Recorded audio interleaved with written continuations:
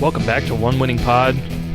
We got a good show for you today. We're here to talk about ESPN special, the 30 for 30 Bullies of Baltimore.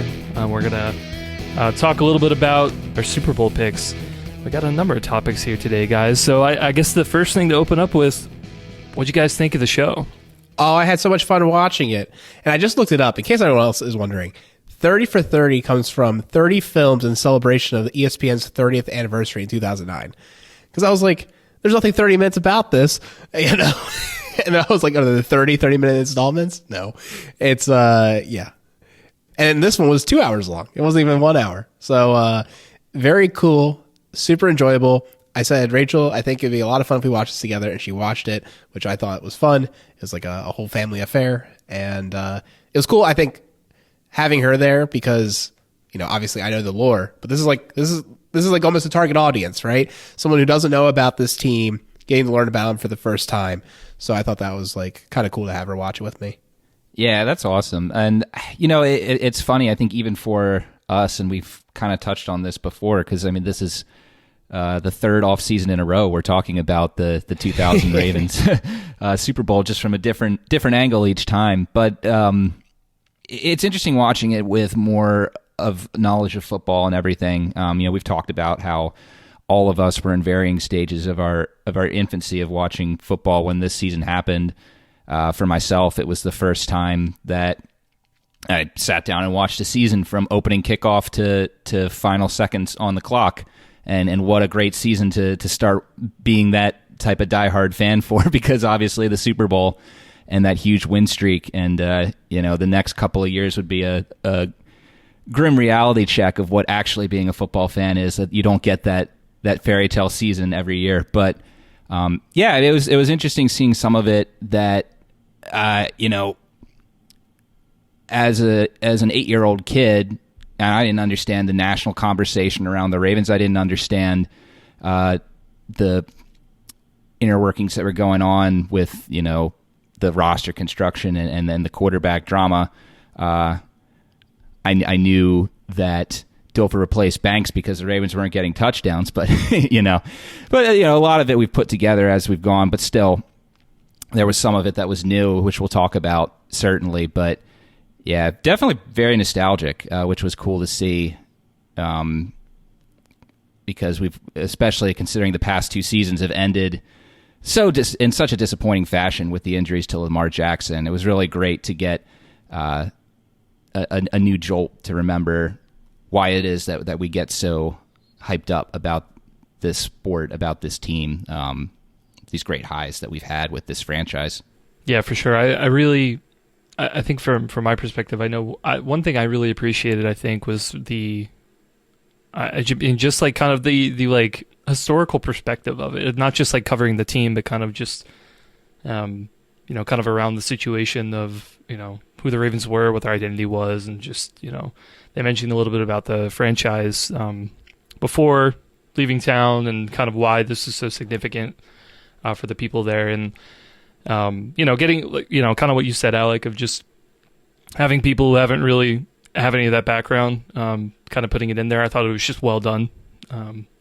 Obviously for, especially if you're sympathetic, I think, to Baltimore, if you're a Baltimore fan, like, yes, it was well done. I'm sure if you're a Cleveland fan, maybe things are a little bit different, but I certainly appreciated it.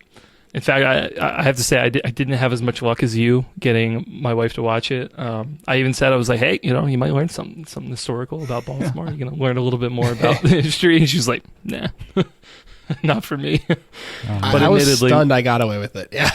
Yeah. I was going to say, admittedly, we just came back from like a 7-hour drive. So yeah. I don't blame her. Bit of a tough sell there. Yeah. But yeah, you know, one thing I certainly do appreciate, I mean, it's been, like 23 years since it happened. The footage that they were able to uncover, like, looks incredible. I think that was the first thing that I kind of realized of, like, it's so hard as a fan right now if you don't have sort of these, you know, well-crafted documentaries where you have people going in and actually, you know, remastering the footage and putting it in there with quality. Like, it's really hard to find game footage like that at that quality anywhere else. And you know, I thought some of the plays looked fantastic. Like, looks just as good as some of the film that we have today on our 4K, HD screens and stuff like that. It was really that good. So kudos to those guys, I think, for everybody working on that. I think it came out really, really good, nice. That's a really great point because, I have the DVD box set. So if I ever want to watch the games, I can, but it looks like crap. And the reason why is like, A, it's DVDs. So like the maximum I think is like 720p on a DVD. And it's also just, I don't think it ever got remastered from the films. But you're right, Chris. Like to get real nerdy about a couple videography things around the NFL and also for 30 for 30. So like the NFL has always spent money on film. So they always shot film, not tape, even back in the day. So if you go back to the old film, you can render it in 4K, no problem, because it has that kind of fidelity on the film. So that's kind of cool. Like they wouldn't put the effort in, I guess, for everybody, but like it'd be kind of cool if they actually remastered all these Super Bowl runs that they actually do have film in. It'd be a great way to make me spend money on the box set yet again, right? but yeah, the film. They can do that. And also the other thing I thought was really cool about the 30 for 30 is like the second they walked up, and they had that like purple arch and like the gates that kind of opened up and they were like sitting in the interview chair. I was like, that is the most ultra wide angle lens. Like it must have been like a 20 millimeter, like the way that they look so dynamic. It's an ultra wide. And I was just like, that's kind of cool. like I immediately kind of noticed what they were doing there to make them like kind of look larger than life and a little distorted. But yeah, that it was really fun watching that. And I agree with you. Like it's so cool when you get to see this footage, like freshened up, because like what you did also notice probably too is like what didn't look good is the news when they were showing the goof on the roof, because that was shot on tape. That was shot on tape because that's just the way that TV broadcasts were done for like lower budget stuff, and for the news, like why wouldn't it be? It's very ephemeral. It's gone the next day kind of thing. So anyways, like I thought that was really cool too, and I'm glad like other people noticed it, because like now that's like my new thing. It's like I'm always looking at like how did they make this their thing? Right. Yeah, and I mean it wasn't just the game, like the actual like on the field, the sort of like play-by-play stuff. It was a lot of like the sideline footage, like some of the thing that kind of stood out to me, I think, was some of the clips from Shannon Sharp on the sideline, like at Adelphi Stadium. Like it looks fantastic. Everything they said, we said. Yeah. Yeah, I mean the cinematography and the effort that ESPN puts into these things. I'll admit that I'm not someone, I've watched terribly many 30 for 30s. They did one over a decade ago on the Baltimore Colts marching band. That was a really good one. It chronicled how the marching band stayed afloat and helped bring football back to Baltimore during that dead space between 83 and 96. That's a really good one if anyone listening hasn't seen that one. And watched all of the Last Dance Michael Jordan one back when that came out. And same thing that Chris is saying, they had all that all that footage from Michael's run in 4K. It was incredible to see. They do a great job with that. It's definitely a series that's on my list of things that I would delve into if I had infinite time, but it's just, there's only so much time to watch. I don't know. Maybe I'll go into some of the other things that aren't Baltimore sports centric or favorite basketball player of all time centric, but not just the cinematography for that. We could talk about that more too, and I'm sure we will. But a story, I think they did a good job with weaving a story in there too, which is something ESPN does. Obviously, they're sports entertainment. In addition to sports news. So what I did find interesting, what jumped out to me immediately, and I'm sure to practically everyone watching, was the documentary started right away with the funeral service for Tony Siragusa, who we know passed away untimely this past summer. The whole thing even had For Goose at the end, kind of felt like a tribute to him. Almost as much as it felt like it was a chronicle of that season, which was both, I think it was done well and respectfully, but also at the same time, it was interesting because it was like, I wonder what the original plan was for how they were going to frame this story, because really they bookended it with that memorial. It was just started it out there, and then at the end of it, they had the players, exchanging some words about life while celebrating Goose's life. So that was interesting about it, and made it, gave it a degree of poignancy that it wouldn't have had if not for that. I don't know what else more to say that I just found that a little interesting to think what the framing device would have been had he not unfortunately passed. Yeah, I don't know. Certainly, I know when when Alec and I went to the live event, I think I talked about this on Ken's show. After that night was basically, I guess that live show reminded me that the 2000 Ravens wasn't all it. Like, it wasn't Ray Lewis. Like, going into like the 2012 Super Bowl and kind of looking back, it was like, okay, Ray was the only one there. And, he was always kind of working to get back. And, in my head, at least, 2000, Ray was the Super Bowl MVP. Ray was like the guy, the leader on this defense, historical defense. And therefore, it was like just him. But at least live, it was like very clear, like, it was not just Ray. Ray, if anything, was one of the guys who probably spoke the least. I think Jamal Lewis might have been next. But you had Billick, you had Siragusa, Sharp, and then Rod Woodson. I think all of them talked more than Ray. And so, yeah, I mean, like, I think they probably would have shown that anyway. I think it probably would have been a lot of Siragusa. I do think there was, I guess it was Sable interviewing Siragusa in like a training room, kind of asking something about life. I think you might have mentioned that, Peter. I think that definitely, like, that sort of thing would not have been there if not for his passing. Because that, I think he ended up talking about what he would have happen at his funeral. So yeah, it's a little bit out of place if they wouldn't have put that in there. But I thought it was good, man. It just, I don't want to say this in a bad way, but because obviously you don't want to wish for anything here. But I mean, if from ESPN's perspective, I think Syracuse is entertaining no matter what, always entertaining, and it did make for a good show, I think, having a lot of footage from him, and I do think it ended up making it a little bit more special too. It was kind of nice to weave that into a tribute about him. And I think there were even a few things as well that they probably uncovered that weren't mentioned in the live show about Siragusa. I think the one that kind of stood out to me was that story about Al Davis offering him a contract in '96. Oh yeah. Didn't realize that one. He came back the next day and lowered the cost by $50K, and then he said shit to him after we won in Oakland. I mean, that's just incredible. It's so Goose too. Yeah, a couple of things to unpack there. I felt similar to you, Chris, where I never really thought of the Ravens as like the 2000 Ravens be such a Siragusa and Sharp.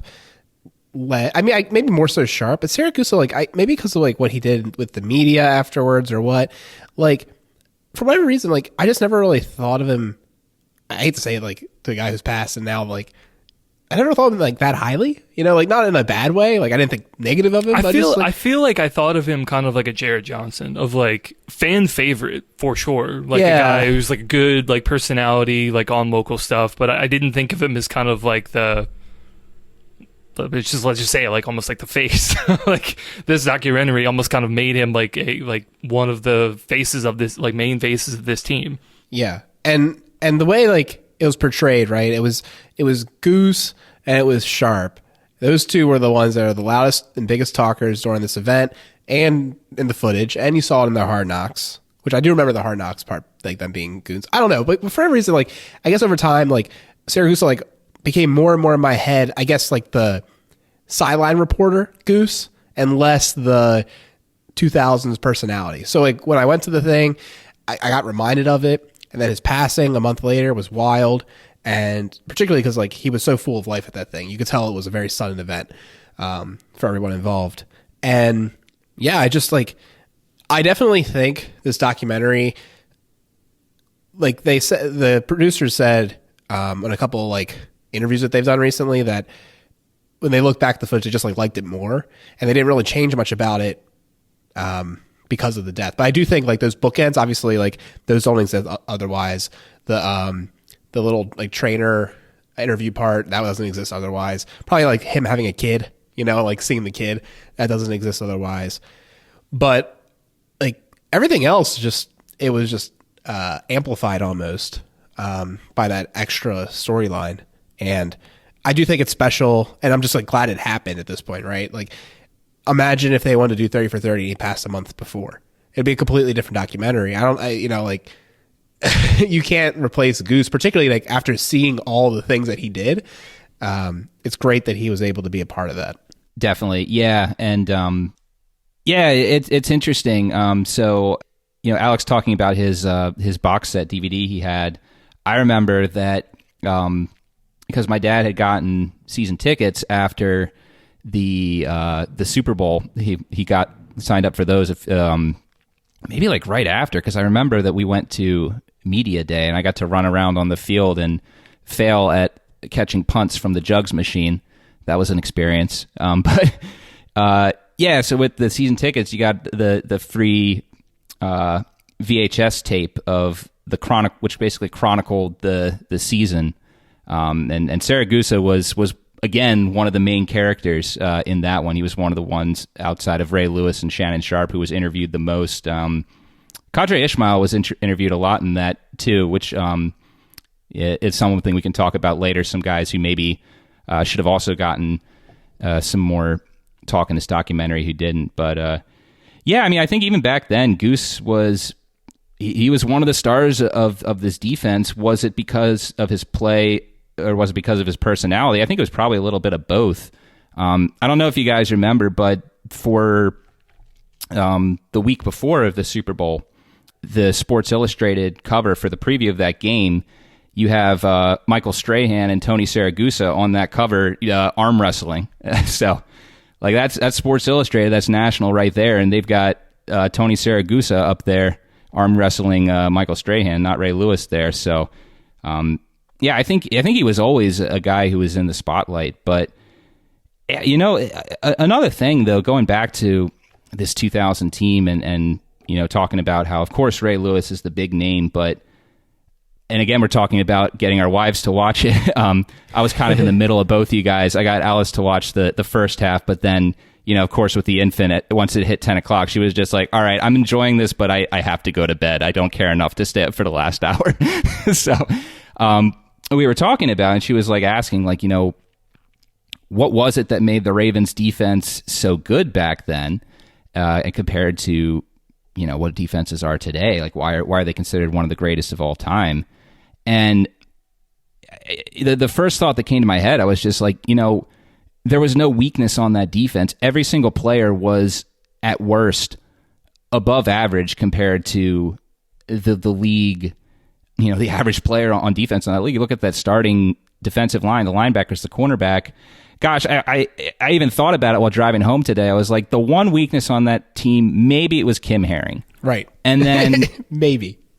But then, what's funny is I saw today a video on YouTube. So Sports Blog Nation has a YouTube channel called Secret Base, if you guys have heard of that. And they'll go through oddball sports history stories on there. And they did a video where they were trying to find the absolute worst performance in Super Bowl history. And they landed on Kerry Collins' performance against the Ravens in Super Bowl 35. And leading off, I've never watched I've watched the highlights of that game forever, but I've never actually delved into the game tape. Apparently, on that first drive that the Giants did, the Giants thought the same thing that I did. They were just like, "Where's the weak link in this defense?" Oh, it's Kim Herring. So Kerry Collins starts attacking Kim Herring, and on the first two plays of the game, Kim Herring basically should have had 2 picks. Like, he was right there, and just the ball goes off of his fingertips. And, of course, he would have an interception later in the game. The Giants did this. They were just like, that's the spot we want to attack. And Kim Herring was like, nah-uh. And then they were just like, well, guess we're not scoring tonight. So it's like there was no weakness on this defense, and even when you go into the backups. Washington, Bailey, Trapp. The defense was just stacked, and it's incredible to think about it, especially with how teams are constructed today, that you could have that much defensive talent on one roster. Yeah, I remember when they pulled up the graphic and they showed the starting lineup. I said the same thing to Rachel. I'm like, this is ridiculous. Like, the only guy there that you wouldn't say is like, I think even a Pro Bowler at one point or another was Kim Herring. Like, everyone else there Pro Bowler, Hall of Fame, Ring of Honor. He even had a good year that year. If you look up his stats, he had 3 picks. He had like 60+ tackles. He was. Oh yeah, no, he was good. And like you said, he's above average. And I'm like, this is ridiculous. all these players have had story histories, and they weren't like washed up by the time that they were playing on this defense. So just remarkably good. And I thought it was funny when Billick was like, "Yeah, we have this great core with Adams and Saragusa," and I'm like, you're just completely leaving out, McCrary, right? And he's like, then we had the middle with Ray, and I'm like, what about Boulware? Like there's so many. You could have talked about everybody that way, and that's like the really powerful part about the defense. Yeah, it was just pretty incredible. I think the kind of one thing I guess we can talk about a little bit is much like the live performance. Obviously, there were only a couple of guys on stage that talked, right? I mean, you had Goose Ray, Woodson, Jamal Lewis, Dilfer, and Brian Billick, right? Obviously, a lot more players that we're talking about here and that we haven't talked about that were on that roster. I think I maybe would have liked to see a few more interviews from maybe some other people if they could have gotten them, at least for the 30 for 30. Would have been kind of nice to see. I was joking with you guys at some point. I was like, where's Jonathan Ogden? Because another Hall of Famer on this roster who for most of obviously they're talking about the Bullies of Baltimore. That implies the defense, but you have a lot of offensive footage, and I swear I couldn't see Jonathan Ogden anywhere. And it wasn't until like at least halfway through the documentary that you see like something from him from the locker room. He was making some joke or something. And, it was a little bit surprising just to not have anything from him. He's obviously, still with the organization, like still very much an active part and kind of around. But yeah, it was a little surprising that they, I guess, didn't kind of interview him a little bit. Maybe it has been done before. I know there was was it the America's game? I guess it's not 30 for 30, but there was an America's game on the 2000 Ravens. Maybe he was in that. But yeah, there were a couple other names as well, just kind of would have been nice to, have a little bit more to kind of add on to it.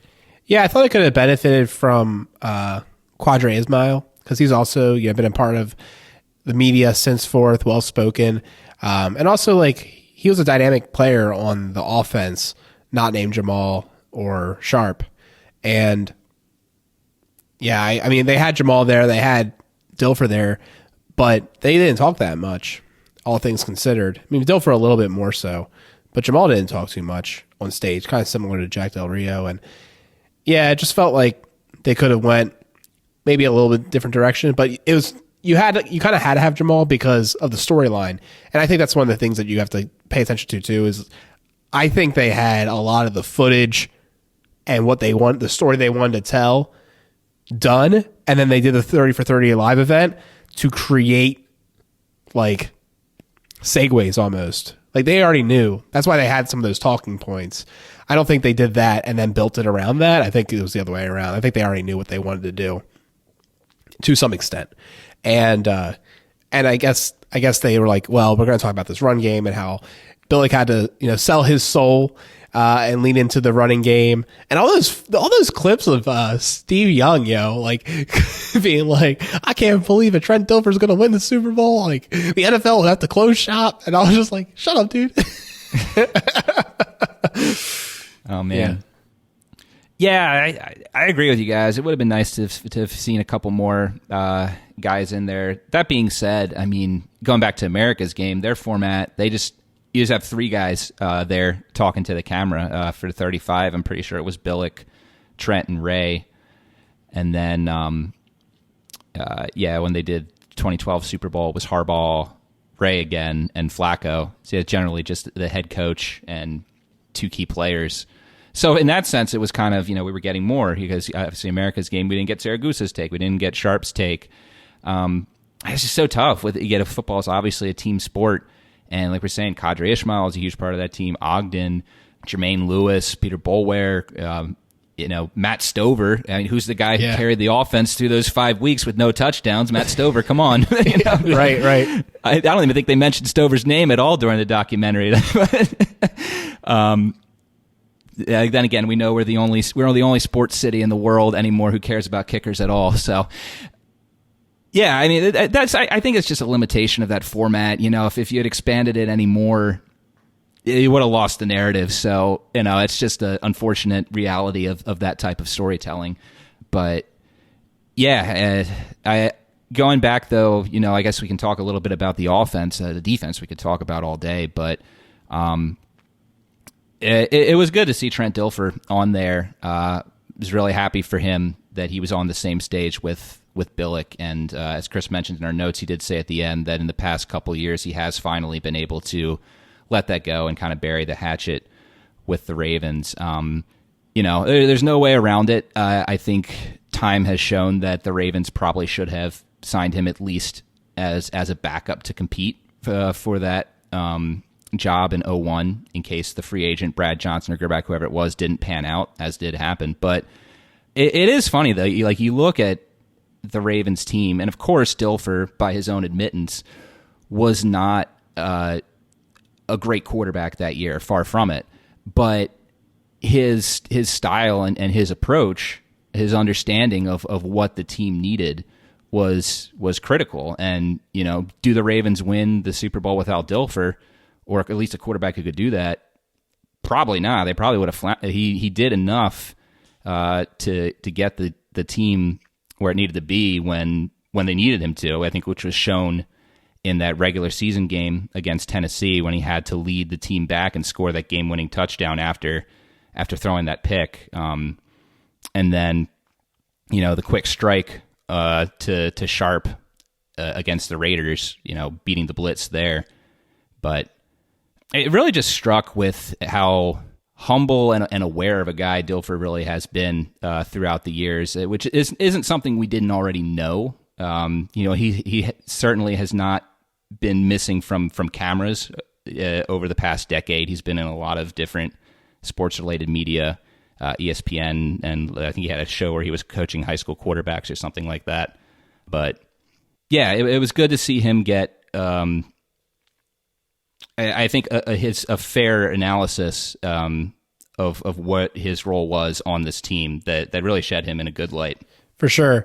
One thing that I thought was kind of interesting, I forgot that he mentioned it, when we saw it live, but the whole, everything that they're doing these days, doesn't impress me because defenses don't play the same way or they're too protected.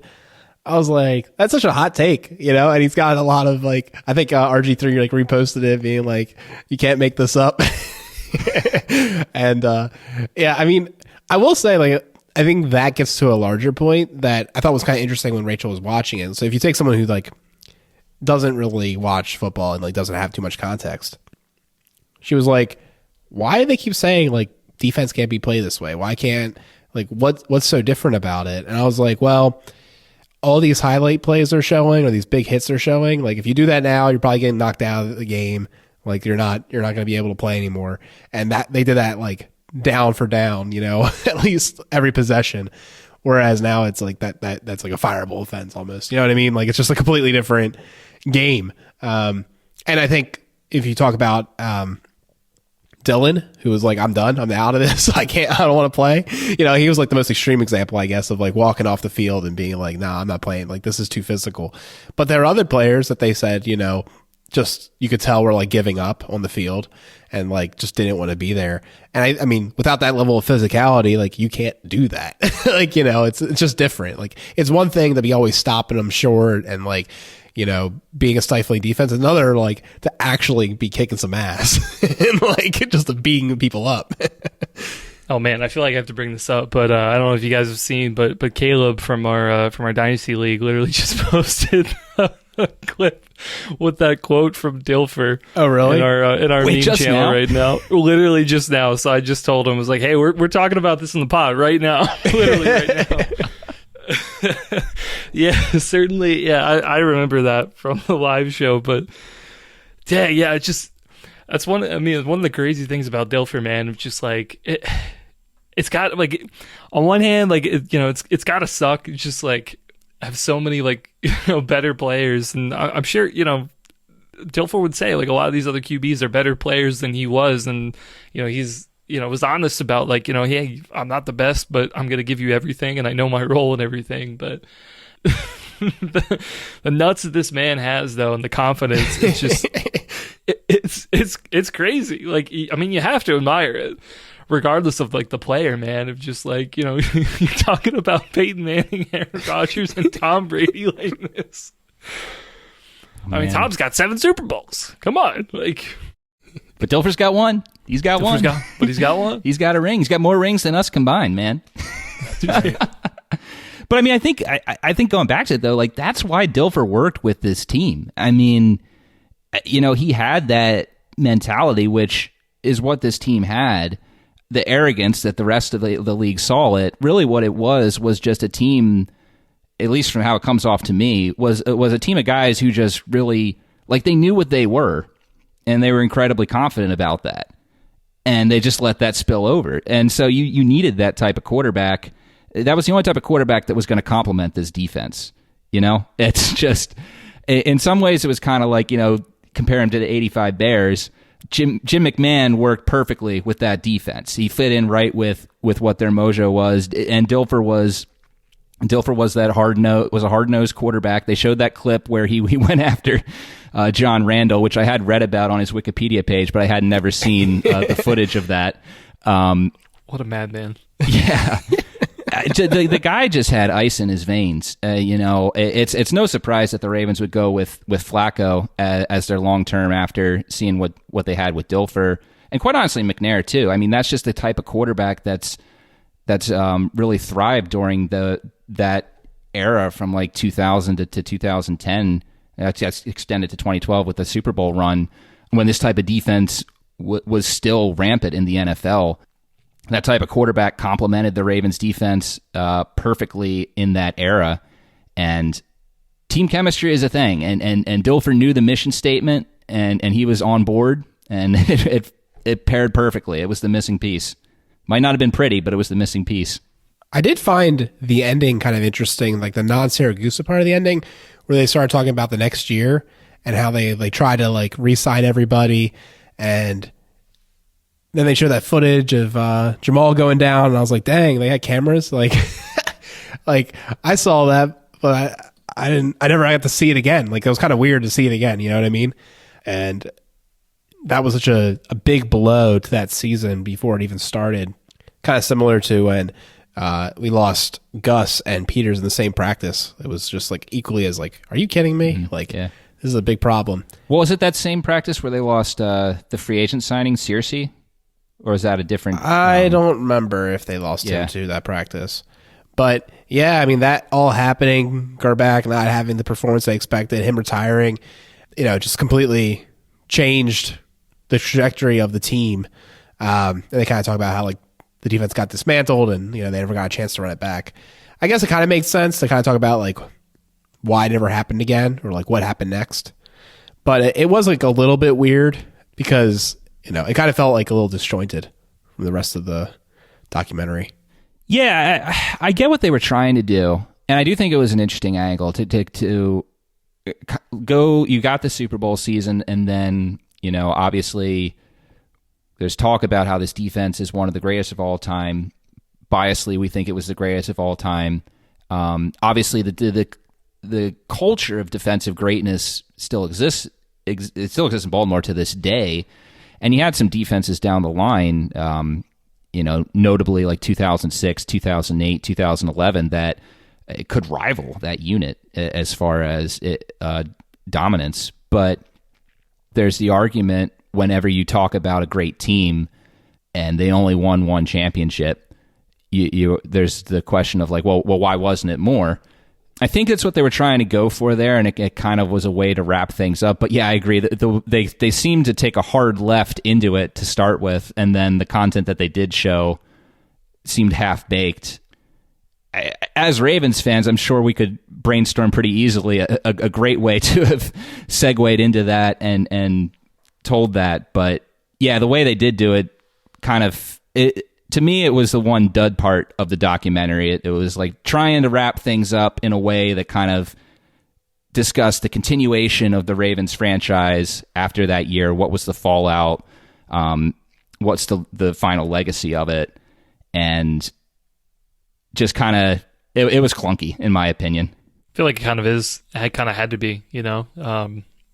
again, like, by Dilfer's own admission, right? And just from some of the footage that you saw, like, yeah, he'd make boneheaded plays sometimes, and sometimes he'd be able to bring the team back, but other times you can't. Right. So, like, even if you brought him back, it's a coin flip as to whether, like, the defense might be the same and they might still continue to be fantastic, but if you have a stretch of games where you can't score touchdowns, you're not going to win games. You're not going to win the playoffs. So it's, there was like that element of, like, even though this team was so dominant, there were definitely some elements of luck or of, and as much as you want to try and spin the narrative that, like, oh yeah, they were, like, destined for this and everything, it's just like the reality is, like, they were really good, but they had some luck, and that it's a great story after, but that doesn't mean that, they were good enough to basically just run it back completely based on the defense, no matter what the offense did.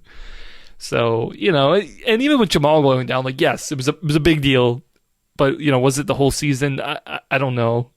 It's kind of hard to kind of put that all in one player, but yeah, I don't know. The sad truth is, and I think a lot of us kind of understand this a little bit more now, is that Super Bowls are really hard to win. Even if you have a really, really good squad or a really, really good offense or defense, it's really not enough. Like, other teams are truly, like, they could be competitive. They call it every given Sunday for a reason. I feel like it's just hard. You want to make it so that it's like this pretty story, and, like, it makes sense that destiny was not to be had the next year, but, like, the reality is, like, it just doesn't happen. So there's not really like a great way to kind of say it other than just to say it that way. Yeah, definitely. And I definitely agree with that angle. I personally would have liked them to have, like, tailed it off with a little bit of, discussion on how that season really came to define, for lack of a better term, the Raven way. Because, I mean, let's be honest, so much of what happened that year, even to this day, there's elements of it that really defined how the Ravens ran the franchise going forward. I thought they could have touched on that a little bit, but then again, was it necessary? No. I just, I think it would have been an interesting thing, especially when we talk about the beginning and they had Billick talking about the legacy of Baltimore sports and what the team meant to the city. It would have been cool to see how that team really cemented the Ravens as Baltimore's football team, because we were too young to remember. I don't honestly can't tell you, from talking with my dad and a couple others, from my understanding, the Ravens were not terribly popular until that year. And, like, now, there's plenty of people in this city that just, they care about the Ravens. They're not sports fans, but, like, they care that they win, and they know the star players any year, Lamar Jackson, Justin Tucker, etc. But yeah, I thought that would have been a nice thing to put in there, a little bit of discussion on the legacy of that team to the Ravens today. But I think they, outside of that, very good job by a national production team to capture what this team meant in that year and that story. It's kind of crazy how perfect Billick was to be a part of this team. He was, like, the perfect coach for it. The way that he talked to the team, the way that he let that defense be them. And, some of the clips of he was going to go over to pep talk the defense after a big drive, and Ray would be like, not right now. Like, I got this. And stuff like that. He's like, all right. And it's almost ultimately what came to his demise in some ways. Like, several years later, people were like, oh, like, he didn't have his hands on the team anymore. Like, the team, like, had got run away from him, maybe. I don't know. Like, I almost, like, I can't remember. Maybe Peter, like, as the historian here, can remember better. But, like, having watched the documentary and how, like, good of a coach he was for that moment, for him to, like, fall off, I guess it was, like, the offensive struggles with the quarterbacks and the wide receivers that maybe did him in. I don't know. But, like, the fact that he ever got fired is, like, kind of surprising. Or, like, he didn't, like, continue to be a coach. He seemed like a good coach. Yeah, Billick, I can think of several reasons why he never got another job. I think you look at the fact that he was brought into Baltimore to be a pass game specialist, and he never was able to get that there. I'm sure some teams looked at that and said, like, well, that's kind of a big failing, because honestly it was. And, I like Billick. I like Billick more than some Ravens fans. I've certainly met some Ravens fans who don't care for the guy at all and think that he was simply along for the ride for the Super Bowl. I don't think that's true at all, and I think something like this documentary shows that while certainly I think there is something to the point that there was a veteran group of players there, Shannon Sharpe, Rod Woodson, mentoring Ray Lewis to be that next generation leader, that certainly made his coaching job easier. I think he was a big part of the team. And also, again, some other things that worked well in that specific situation, his brashness and his perceived arrogance to those outside the room. I could certainly see a front office being like, we don't really want to deal with that. But I mean, every head coach is going to have detractions when you're looking at their resume. But I will agree, it is interesting. He's had no problem getting jobs in front of a camera explaining football. And personally, I think he's always a very interesting listen when he's talking X's and O's and anything. But I guess I can see what the red flags were that would have scared some teams off from him after his time with the Ravens. But at the same time, it is a little curious. You would think maybe there weren't quite enough to get him completely out of the game. I think it's amazing he's gotten a job in the media, especially after that interview. He joined the dark side. The reporters ask you, like, who are you to like tell us what we can and can't do? Like, I'm up here and you're here to listen to me. I'm the one on the podium.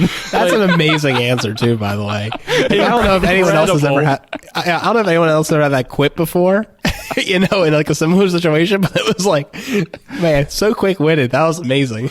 It's like, it's one of those things, man. It's just like makes this like, if you're a Baltimore fan or if you're a fan of just a brash, like hard-nosed, like team underdog winning it all, you're gonna love it. You don't, you're gonna hate it. But it's just incredible. Just like, was that real? And it was real. Like, this actually happened. It's just one of those incredible, just like, oh my God, I cannot believe you said that. Especially having Harbaugh now, would never do that. Oh yeah, totally different. and I'm like, I'm not saying one's better than the other. Like, they were good for the, each of them I think were good for the times that were needed. But it's just, man, one of those just like absolutely incredible stories of like, oh my God, like, and that honestly was one of those of like, for those any detractors you kind of mentioned, Peter, of like people thinking that Billick was along for the ride. That to me is one of the like reasons of like, he was not along there for the ride. Like, he was facilitating something. He was there for his guys, defending his guys, and like leading his team. And you could say he was brash, definitely brash, but like there was an element of like, it was controlled and like shielding the guys and like letting them do what they needed to do, and sometimes letting them go off leash a little bit, but like at the end of the day, like, he still had control of that team. Going again to timely conversations, if you currently go to Brian Billick's Twitter, his most recent tweet is a retweet of someone asking why Brian Billick never had got a head coaching job post Ravens. Oh man, yeah, I mean, definitely pretty weird. You go from one of the best offensive of all time in the '98 Vikings and to the 2000 Ravens. That's pretty different. Those offenses are really different.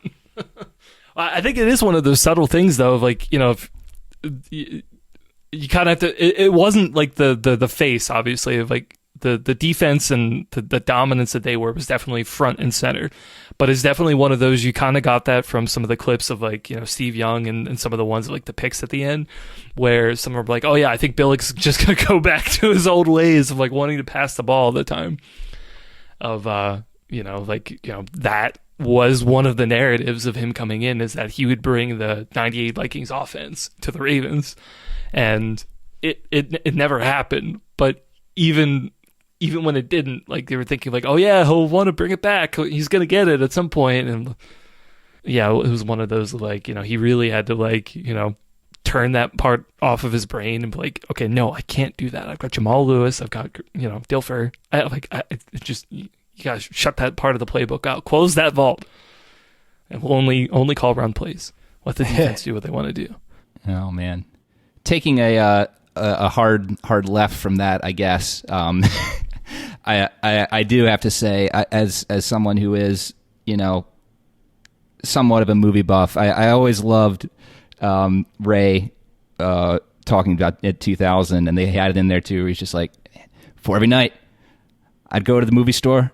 I'd go to Blockbuster and I'd rent Gladiator, watch it before every night, every game. It would get me in the mood. I mean, I don't know if he actually ever did that, if he really watched Gladiator every night before a game, but made for a good story. And Ravens used that one of the themes from that film, Hans Zimmer, legendary film composer, as the Ravens. That soundtrack would play before the Ravens would get announced for a few seasons, I think, at least through 2008, I want to say. Yeah, I do wonder, though, Ray, did you actually ever watch Gladiator every night before the game? I don't know about that, but it's a fun story. You and Rod Woodson both have your doubts about every game. I do. Yeah, I think you saw that in the notes. I would have loved to have had a little more Rod Woodson. He didn't say much in the documentary, but it was quite clear that he was there every now and again to kind of poke some holes and bring some reality back to when the hyperbole of Billick, Lewis, Ray, and Shannon and Goose got a little too far. I did enjoy that, even though it was brief. That was entertaining in there.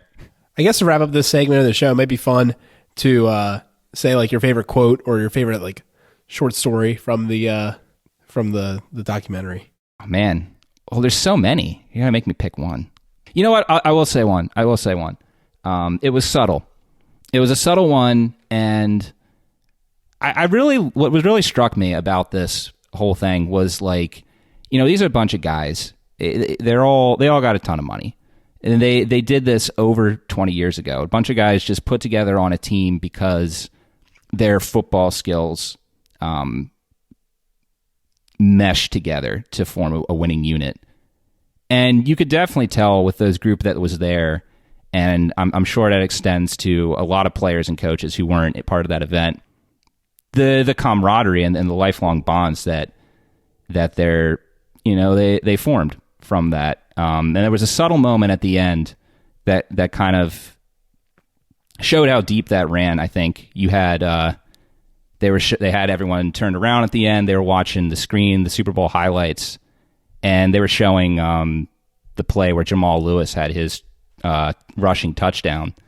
And during that moment, they showed Trent Dilfer who was standing next to Jamal, just give him, a pat on the back of recognition watching that play. I don't know. That to me just kind of showed the depth of the bonds this team had for each other. There's the quarterback, who was, I'm sure Dilfer, while he wasn't a star, was in some ways a mentor to Lewis, who was a rookie that year.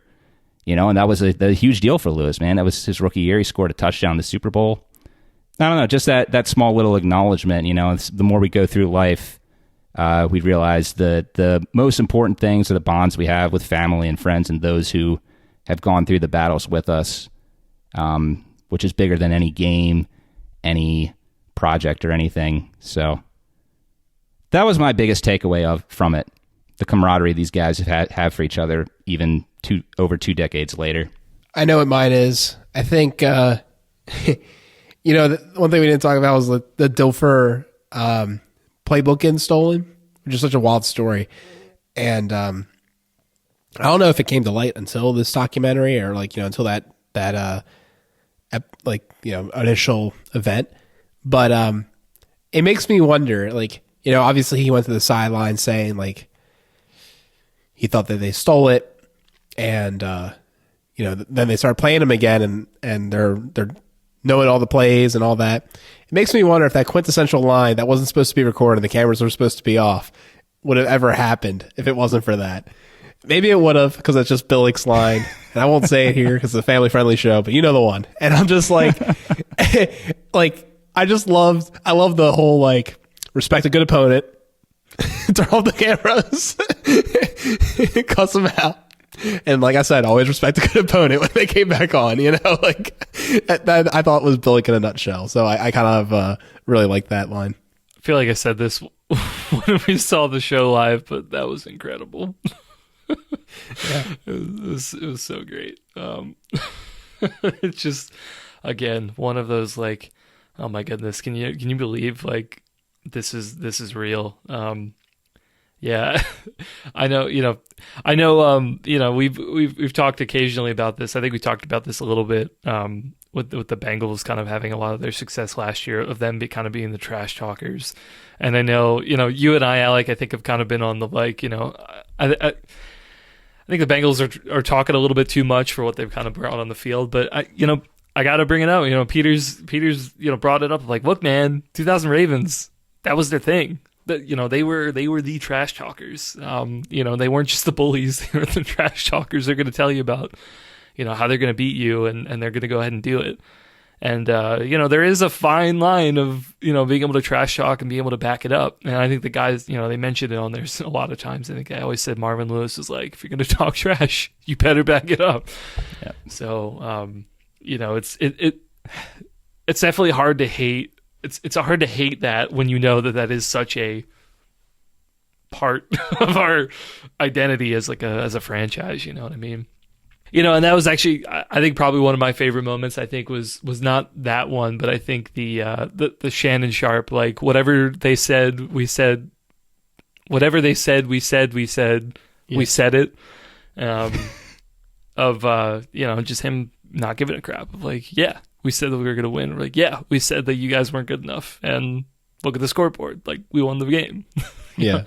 There were a couple things I think of him talking to the crowd a little bit, kind of getting under their skin. Rightfully so. I think at the time, they didn't show as much of it. I think maybe a little bit here or there, because they did show in the Titans playoff game, they showed that clip of Billick from the regular season game, the second one, where he had said, like, the Titans, Sports Illustrated said the Titans are the best team in the NFL, but not today. And they played that up there. So, like, those fans, like, they knew, like, those guys knew they thought that they were the best team in the NFL. They had, great record that time. They had a great quarterback. They had McNair, Mason, who were going to be Ravens many years later. They had a really good team and a really good defense as well. And, they were talking shit too. And, the Ravens were like, no, we're going to come into your house. We're going to show you that we're the best team. And they did it twice that season. So, it's, although the Ravens, I think, were trash talking, I think, the reality was that there was a lot of talking going on, I think, at both sides. And, the Ravens were fortunate to end up on top there. Yeah, I think that last comment on that, the documentary certainly provided the Bengals with a masterclass on how to properly trash talk and back it up with it. Hopefully they don't take that. That's right. Well, we're going to do our Super Bowl picks for sure. So the line is Eagles by 1.5, and the over-under is 50.5 as of right now, Monday, February 6th. So, guys, where you stand at this? I hear Peter has some thoughts about the line. You want me to go first? Okay, well, this will be interesting because you guys can tell me. You'll either jump on with what I'm saying or you'll say I'm completely off base. But, yeah, I was shocked that the line was as close as it was, and I understand that people have questions about the quality of offenses one of these teams has played throughout the year. But again, going back to the 2000 Ravens, it's the same thing that everyone was saying about this Ravens defense going into the Super Bowl. And as we saw, pundits like Steve Young thought that Kerry Collins, of all people, which is hilarious to think about, decades later, was going to tear apart this defense. There's no way Mahomes is going to be 100%. I think that the Eagles pass rush is going to overwhelm him, and he's going to have to think too much of how to react with where his body is right now. I don't see the Eagles losing this game, and I think they win it by double digits. So I'm taking the Eagles to win this one big. I think for me, I also like the Eagles as well, for what it's worth. And I think for me, the two things, actually, I say three things that I look at. Chiefs are definitely dealing with a lot of injuries. I think Mahomes, he might get there. I think the second biggest injury, I think, is L'Jarius Sneed in the secondary. I think the other players in the Kansas City secondary right now just not playing good enough to be able to cover some of the Eagles receivers. We were talking about this during the game against the Bengals, but McDuffie, holy crap, does not look good right now. I'm glad the Ravens did not pick him. He's just like running behind on every single play, and like he made a few tackles, but like just looked like he did not know where to go pretty much any play. So I really like if Snead is healthy, I think that might do something, but I think if he's not, I think the Eagles are going to have a good time on offense. The other thing too, they're also a little thin at receiver. I think three, Smith-Schuster, Hardman, Tony, all left the game. Some of them might come back. Yeah. Hardman's on IR. Hardman's definitely out, as of today. Yeah. Hardman's definitely out. But CEH out. is back. Yeah, adjust your ranks. All right. Chiefs win.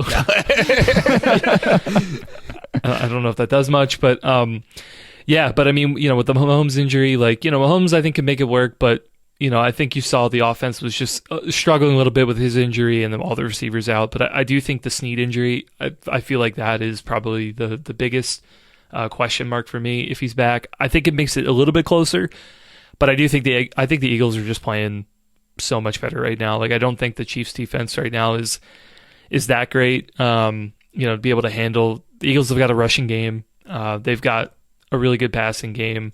Hurts is playing at a high level, and the Eagles defense, like their defensive line, incredible. Their secondary is also playing really well. Yeah, I just think they're the better team. I think they're going to come out with this victory. I don't know if it's going to be double digits, but what's the line? 1.5. Yeah, definitely Eagles. They'll cover it. Yeah. So I'm also Team Eagles here. Fly, Eagles, fly. But the thing that's funny to me, and to kind of tie it back to our 30 for 30 discussion, is the other part that had me geeking, maybe my other favorite quote, was like, I don't know if it was Rod Woods, they were all kind of saying it, but they were like watching the film and they're looking at each other and like, oh, we got to win this game. Like they're already like picking out their ring sizes and stuff. Like they were so confident they were going to be able to beat them. And I don't think any of the teams are doing that right now. But if anyone's doing it, it's the Eagles because they are a complete team that has answers for any challenge that they'll face. I don't want to bet against Mahomes and say they're going to win by double digits. I think Mahomes is just that special. But I will say, like, I honestly don't really see how they lose this game. I mean, sure, there's pass. Like, the Chiefs are phenomenal. Don't get me wrong. But, like, they should win. Like, they're just that good. They deserve to win. I think that they should be the Super Bowl champions. So I'm picking them. I'm picking the under. That's the only other hot take I'll say is I like the under in this game. So, yeah, it's I'm super excited for it. I'm thrilled. I won't be upset if anybody wins. The Bengals didn't make it, so life's good. And now I can just sit back and watch it. But I do think it's the Eagles Super Bowl to lose at this point. Yeah, the only two things I guess I'd add is the only thing that gives me a little bit of uneasiness is that I feel like the Eagles have kind of had a pretty easy ride. Like I was really surprised the NFC Championship game went the way it did. I think if Purdy was healthy, I think the game turns out way differently. In fact, I kind of like San Francisco. Before that happened, I kind of like them to be the upset because I think that they truly had a good roster as well. But with the Purdy injury, yeah, it just derailed everything. So like, a little bit worried about that they've kind of coasted to this point. So there could be a little bit of overconfidence. So I will say that. But I will say if Mahomes somehow wins this game, block that man's Hall of Fame ticket because he got 2 Super Bowls. How many AFC Championship games? That would be incredible. I think. Yeah, definitely. Well, especially because he would be doing it at, not 100%. I will say to the point of, we don't think if you're worried about them not being able to, win by double digits, that was the most recent time we saw the Chiefs in the Super Bowl. Granted, healthy Mahomes, but not healthy tackles. Tampa won that one pretty big. But that's true. Yeah, I do hear what you're saying with maybe a little bit of an easy schedule, but that is one thing though, that the Eagles, I thought the 49ers defense was going to give them a bigger test than they did. And the Eagles, you're supposed to be able to beat them through the air, and the Eagles were able to have a lot of success rushing the ball. That is the thing. If the Chiefs are able to stop the Eagles rushing attack, how healthy is Jalen Hurts' shoulder? That is something that could work in the Chiefs' favor, because we're talking about Mahomes' injury. Hurts, we're not 100% sure how healthy he is either. But yeah, agree with you guys. It's a good matchup. Should be a good game. I hope that the Eagles don't win by double digits, because I want to see an exciting game. I don't want to see a blowout. But that is where I was leaning initially when this matchup was announced. Then I saw the spread, and it made me think, oh, wait a second, am I off base? And then I got to thinking, oh, maybe the Chiefs will keep it close. But now I'm like, nah, I think the Eagles are going to win big. It's just that both sides of the ball for the Eagles is like very solid, where I know the defense for the Chiefs has stood up in opportunistic times, and they do make big plays, but they're not that good. Like, yeah, that's the difference to me. Yeah. And you look at the wide receiver core and how broken down it is now, and it's like, Mahomes, you can make, some pretty decent wine out of water, but not full on, like I don't think you can turn this one around. So that wraps up this episode. Next episode, we're not sure what it'll be. Maybe it'll be our offensive coordinator. Maybe it'll be Lamar news. Maybe it'll be that it's been 2 weeks. We think we should do an episode. We won't rush it though.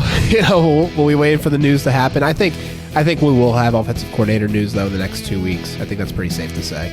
After the Super Bowl, I think they'll make their decision relatively fast. So that'll likely be our next episode.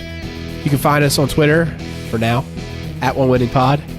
You can find us anytime OneWinningPod.com. We're on YouTube at OneWinningPod, and you can email us OneWinningPod@gmail.com. We'll talk to you soon. Enjoy the Super Bowl.